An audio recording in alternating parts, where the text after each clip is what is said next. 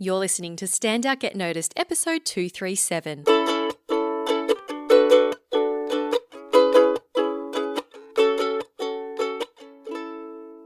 Hello, Rockstar, and welcome to Stand Out Get Noticed.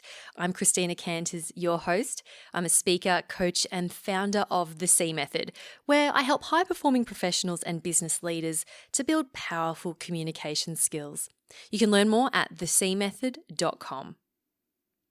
Now, if you've been listening to this podcast for a while, you'll know that I have been launching the C Method Academy, my members-only monthly training and accountability program, and doors closed last Friday. And I'm so excited because we have an amazing group of people who are now in the academy and developing their confidence, their communication skills, and their leadership together. So I'm really excited to be working with them. Now, if you missed out, or if this is the first time you're hearing about this and you're keen to join or learn more about it, go to thecmethod.com/waitlist and I will send you, you'll be first to be notified when the registrations reopen in 2020. I'll also send you the replay of my webinar, The Keys to Assertive Communication, if you join the waitlist as well. Now, this week on the podcast, I'm really excited to introduce you to my very special guest, Peter Cook. Now, Peter is the CEO of Thought Leaders and runs the Thought Leaders Business School with Matt Church. And you may have heard about it, maybe not. But Pete has a wealth of experience when it comes to leveraging your expertise for maximum impact. So they help thought leaders to build highly profitable and meaningful businesses for themselves.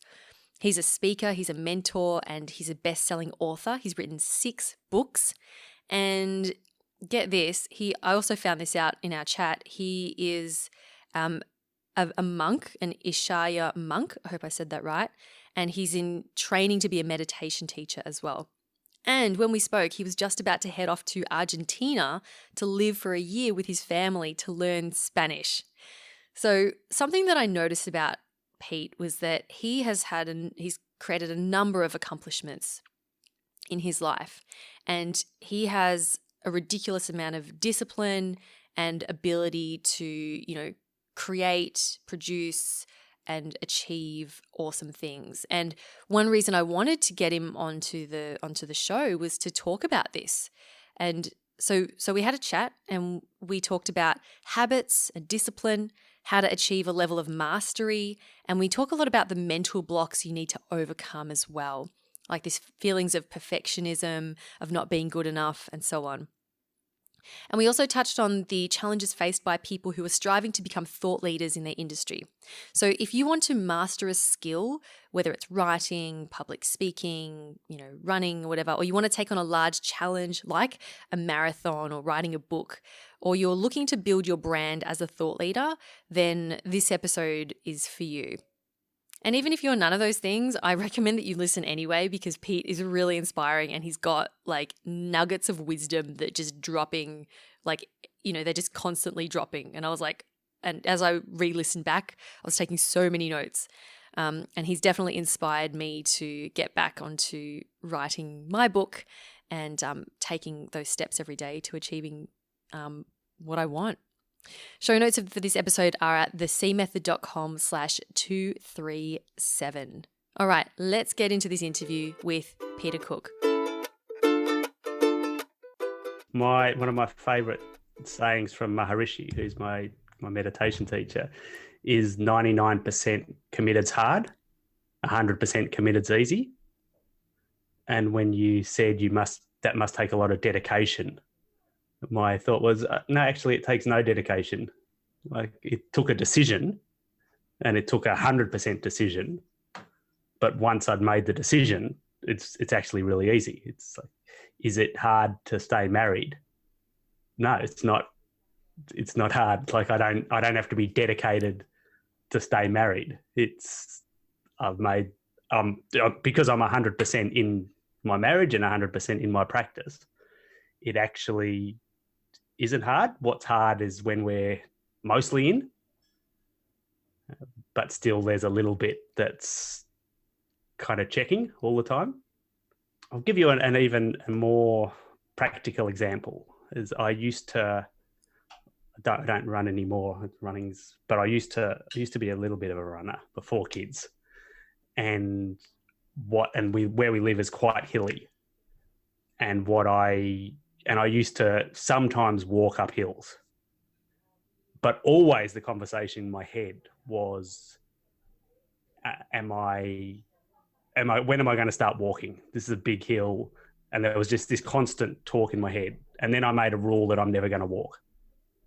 That if I'm running, I'm running. And I can run slowly, I can run fast. But if I'm running, I'm running, I'm not walking. And that just shut down all that conversation that was constantly going in my head.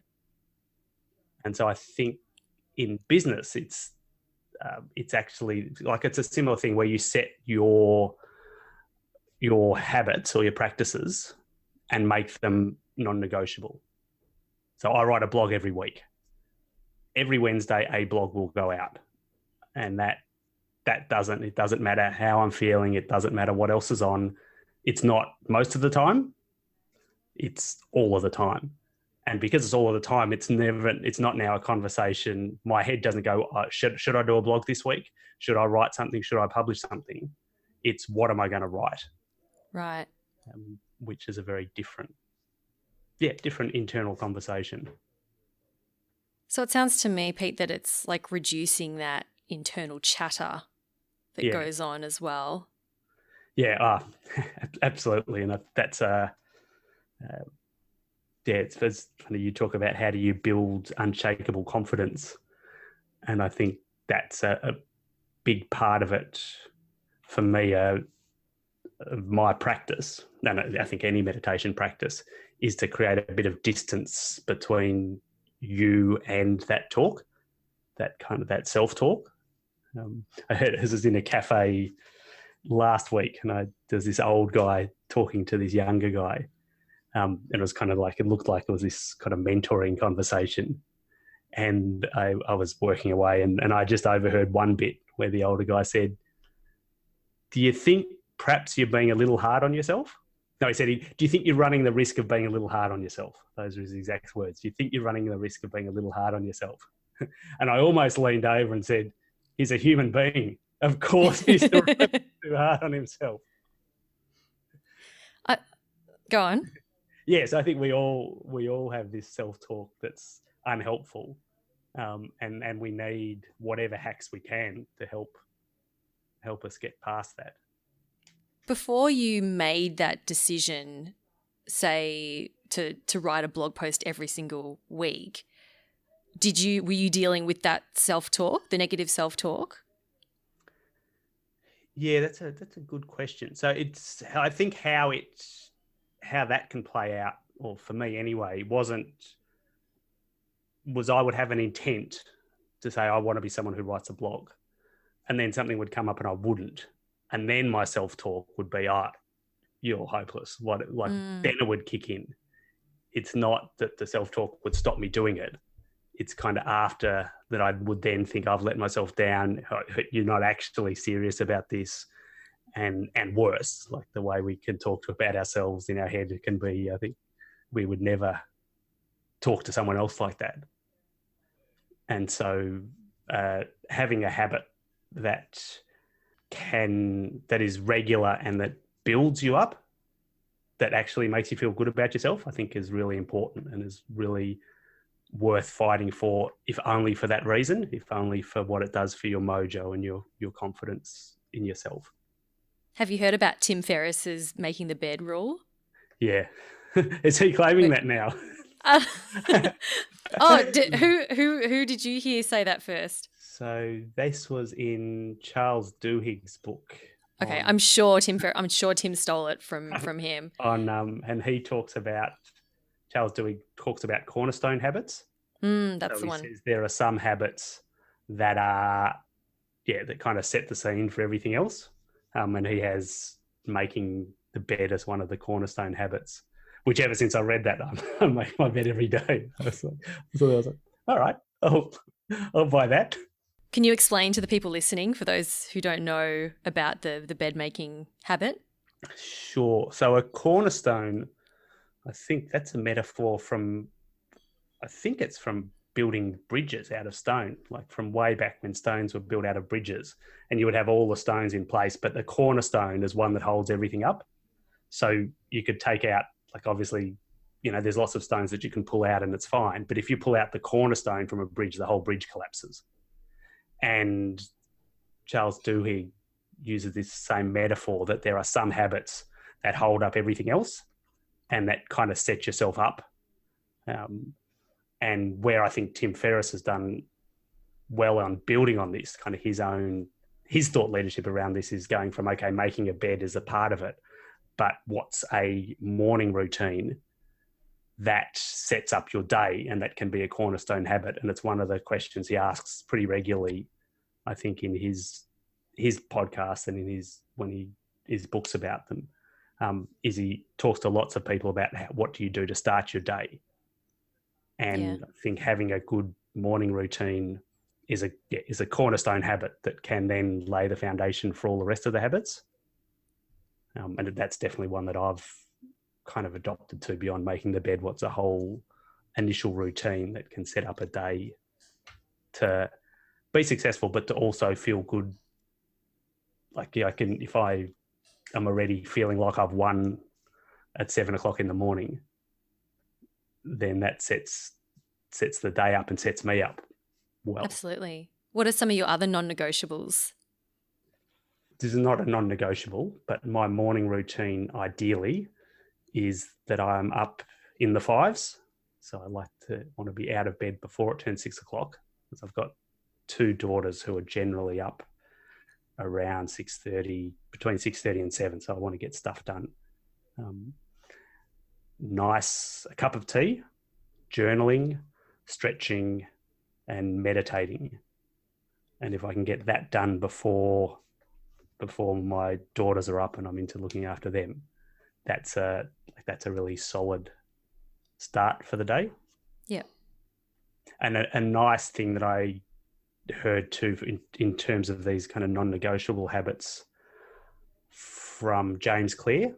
So he's written Atomic Habits, and he actually came and spoke at our last Thought Leaders Immersion, and I got to interview him, which was really cool.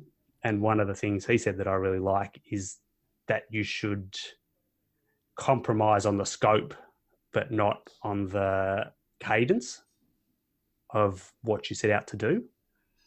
So that means, like in the journaling example, is if you say I'm going to journal every day, if you run out of time, it doesn't mean you don't do it. It just means you can journal for a paragraph rather than 3 pages. But the bit that doesn't compromise is still that you actually do it. And what I think that does is that even if you only run for 100 meters, you run out of time, but you say, I'm going to run every day. Even if you just run to the letterbox and back, that's still a vote for your identity as a runner. Right. Like if you want to be a writer, so if you want to be an expert, you want to be a writer, then write every day. And that can look like Stephen King, who sits down at 9 a.m. and writes till 4 p.m. And that's like, he's a professional writer and he's a machine. But if that's not how your life is set up, if you say, I'm going to write every day, and that means a sentence, but every day I open up the document and one more sentence at least gets written each time, that's another vote in our subconscious or our unconscious, or wherever, that's another vote for my identity as a writer. And it's building that identity, which is more important than word count for a particular day. I love that. And that would help to build your confidence as well, I imagine. Yeah, absolutely. Because then your identity is matching your aspiration. Yeah, it's this interesting, I think there's always a gap between what we like, our highest aspiration for ourselves, and where we are. And that can be something that either draws us towards it, but that gap can also, when it becomes an unfulfilled expectation, can also harm our confidence. And so I think that those kind of little drops help us feel like we're moving, even if we're not there, we're moving in the right direction. So what I'm hearing is that taking, no matter how small the step is, but just taking that one piece of action that helps to strengthen that identity or take us closer to what we aspire to do is going to help us, even though it doesn't seem significant at the time. Yeah. It's just to do it. Yeah, that in the end, your identity is more important. Like if we're looking at what happens over 10 years, that your vote for your identity and your future self is more important than what's the actual outcome today. I think that you want to get stronger. It's not, and you start going to the gym. What matters is not the quality of any individual workout, but it's that you go to the gym. So you say, all right, I need to go to the gym 3 times a week. What matters is that happens for 5 years, not that on this particular day, I gave it everything. I left nothing on the floor. I absolutely put everything into every lift. If you're tired and grumpy and stuff's going on, but you still show up, like I think that's the important bit. That's what I remind myself with this podcast, because I've done this podcast every week since March 2015. And congratulations. Thank awesome. you. And there've been weeks where, for example, I was traveling, and I remember last year I was in Beijing on a stopover, and I'd planned to do a podcast, and I was so tired. I was jet lagged. I was like, I just can't think of anything good to share. But I thought, I've told my listeners I'm here every week, so I just did a 3-minute podcast to say, hey guys, I'm in Beijing. I'm really tired. Yeah, I can't show up for you today. I'm sorry, but I'm just here to tell you that. So I'll see you next week. And I did it anyway. And how did that feel? It felt fine. I still felt accomplished. Yeah. You know, and that's something that I need to remind myself, like every time I email my subscribers or, you know, put out a post on LinkedIn, it doesn't have to be a beautiful, 1,000+ word, you know, beautifully constructed essay. It can be just a simple story that of a conversation that happened yesterday. Yeah, and that, I think that even that lesson of here's me still showing up, like you don't know the impact that has. There are people who hear that and that can be actually just the thing they needed, much more than eloquent wisdom from on high. An example of like somebody who they respect, who is going through life, who is jet lagged, who is tired, who doesn't have anything left, but is still willing to show up and kind of be vulnerable and courageous. That I reckon that was probably more valuable than you give it credit for your audience. And I think definitely for you, because it was, like you say, you still felt accomplished. And it's like, you actually haven't broken the chain. But beforehand, like leading up to it, we talk about the little voice, that inner critic. Yeah. Like the little voice is going, you haven't prepared. It's got to be amazing. It's got to be good. Yep. And I got to say, Pete, the longer you leave it, what I've found, the longer you leave something, the more pressure you put on yourself to make it even better, which then makes you not want to do it even more. Yes, I have. Have you ever experienced that? I have. It's one of my frustrations sometimes with some of my team who I think have that kind of perfectionism happening. And I talked to my team and said, the lifespan of anything that we put out, imagine it's 2 years. So we create a new website. In 2 years, we're going to create another one. We put out an article. We write a book. Probably the life cycle of that book is 2 years. Maybe it'll be longer, but chances are it'll either be edited or it'll kind of die away after 2 years.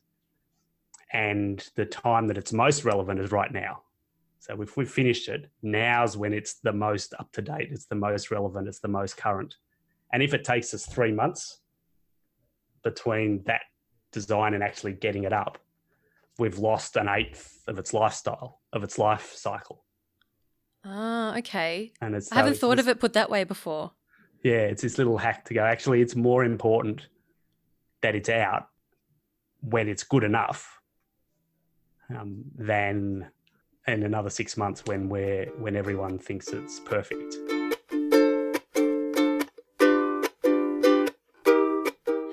So on the topic of publishing, Yep. I know like the people that you work with in Thought Leaders Business School, I know a big part of building up your expertise as a thought leader is to publish. And I know you blog every week and you've written, many books. What have you found the experience of the people going through Thought Leaders Business School to be when it comes to publishing? Do they go through these same challenges? Yeah, and probably the biggest one is around the book. So one of the deliverables of the program is a book. Mm-hmm. In the first 12 months of the program, you have to write a book and publish a book. And that can be this really big, for a lot of people, that's a big block. And there are people who are like, oh, but I'm not a writer. I was never good at English. Other people. The identity thing. Yeah, exactly. But there's this amazing thing that happens in a community of people where everybody's writing a book, is that it becomes normal. Okay. And we are driven much more than we realize by societal norms and by the norms of our peer groups. I think Michelle Locke, who's one of the black belts in the thought leaders community, so she's running a $1 million practice in our community and an expert in neuroscience. And she told me something really interesting about the latest thinking in neuroscience around Maslow's hierarchy of needs. So we've always thought that the most basic need was food and water, and then shelter, and then connection. So the third rung up is social connection. Yep. And they're saying that the latest science and studies of the brain show us that that's actually our most primal need. Okay. We put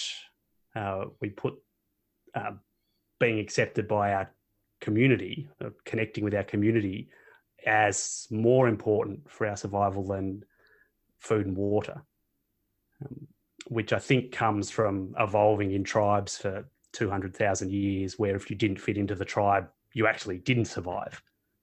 Yes, because then they wouldn't be able to provide you with food and water exactly. if you weren't part of the tribe. Where you got everything else was from your tribe, and you could not survive outside it.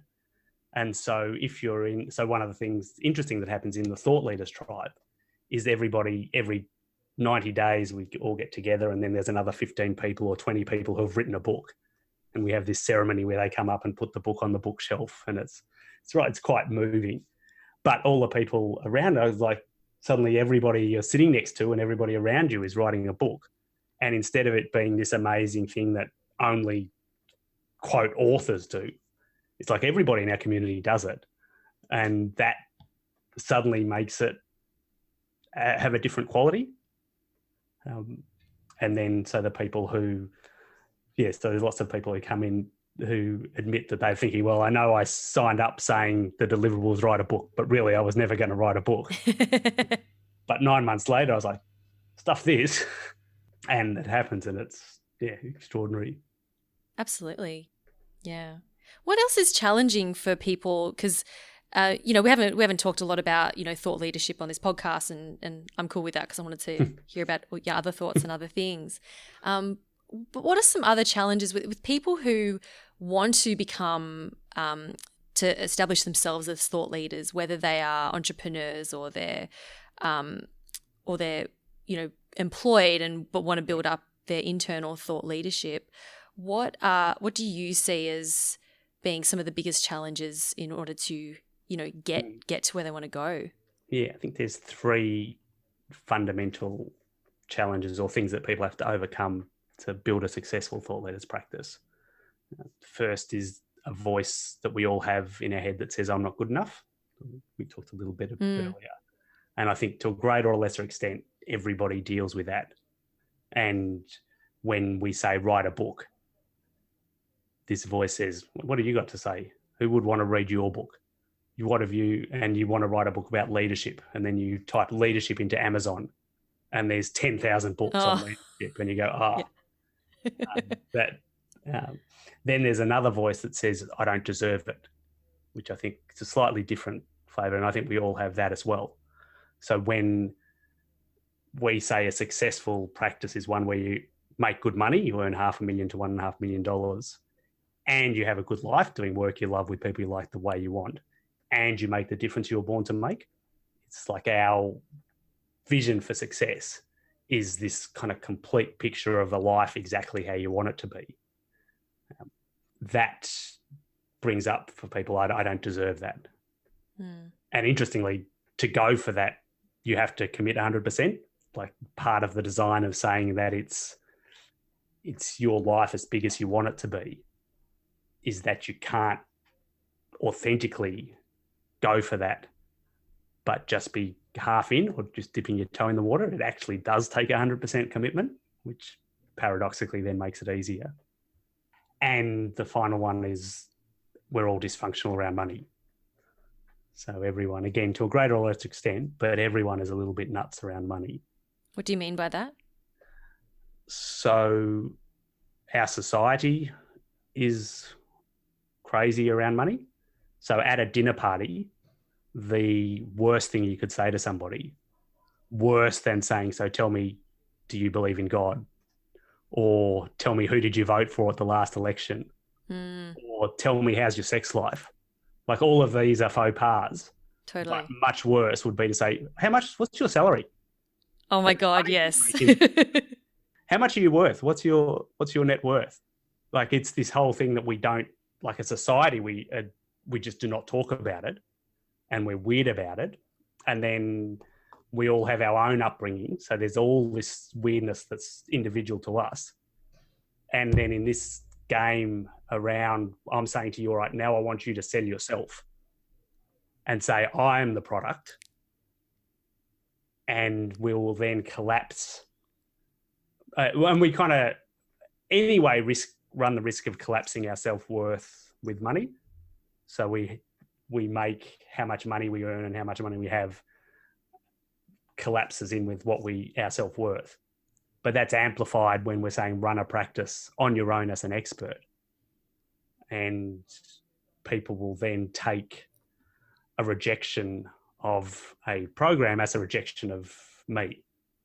So I'll say, would you like to come and do this program I'm running? And you say, no. What I hear isn't you don't want to do this program I'm running. You're rejecting me. And that then means we get all weird in sales.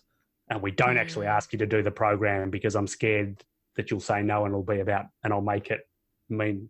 So that's kind of where some of how the dysfunction around money can play out. Oh, I can totally relate to that. Well, you're a human being, yes. Totally, yes. I am human. I work for myself. And yes, I will say it brings up all of those issues, all of those little voices in your head, for sure. But it's a brilliant journey, and you learn so much about yourself. And I'm sure, everyone who's gone through Thought Leaders has absolutely relished the opportunity to work with you and Matt and to help to uncover those demons, but also work through them and do that in a supportive place as well. So I think it's great what you're doing, Pete. And, and I really appreciate you joining me on the show today. It's been my absolute pleasure. I really appreciate the invitation and loved having this chat. And you're right, there were lots and lots of other things we could have talked about. And maybe another time. I would love to. So if people want to connect with you, Pete, and read your blog or see some of your work, where can they go? They can go to petercook.com to read my blog, and thoughtleaders.com.au to find out about all things Thought Leaders. Wonderful. Awesome. Well, thank you so much, Pete, and all the best in Argentina. Yeah, thank you. So great. Really appreciate it. Thanks, Christina. A huge thanks to Peter Cook for joining me on the podcast this week. There are so many nuggets of goodness in there. I want to remind you of a couple that really stood out for me.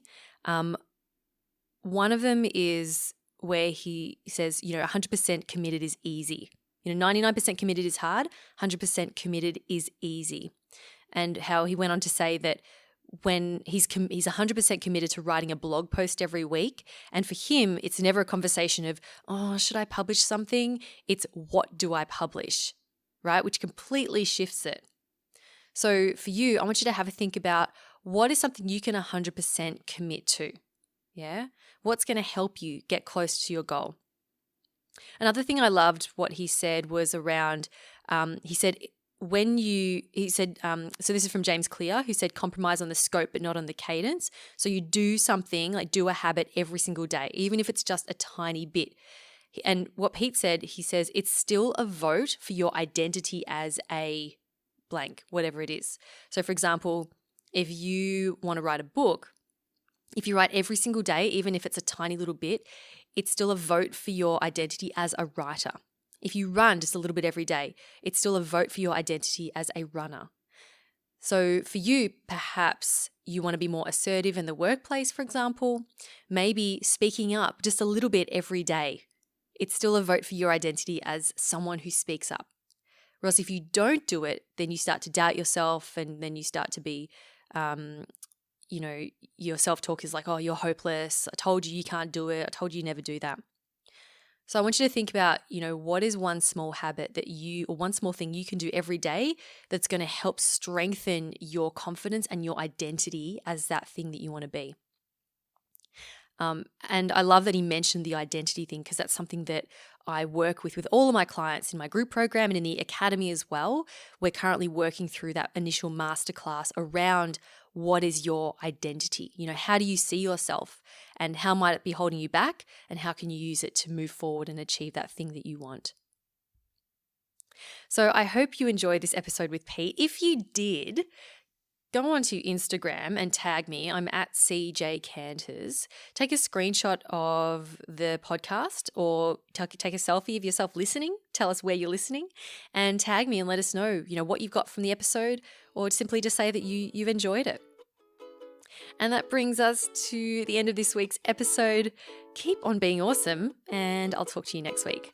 I'm Christina Canters, and this has been Stand Out, Get Noticed.